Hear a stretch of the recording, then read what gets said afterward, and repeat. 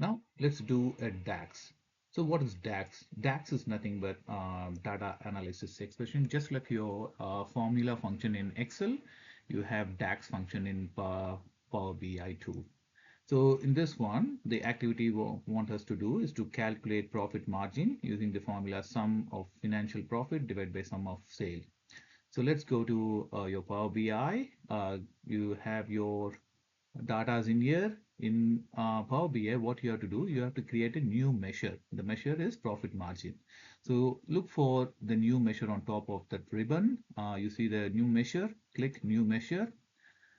It says number one, what's your calculation is. What you have to do, the measure is nothing but go to your Power Slide and copy this, Control C, go back to your Power BI, Control B, and just press enter and your power profit margin would have been created.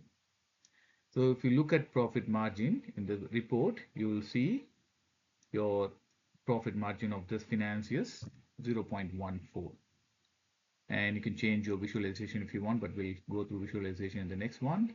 But this is how you do your calculation in DAX, which is your function.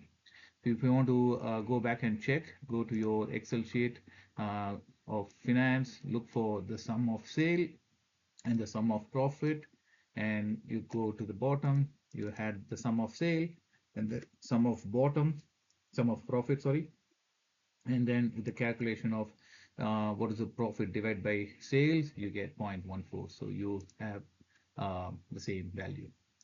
So that's how the DAX is done.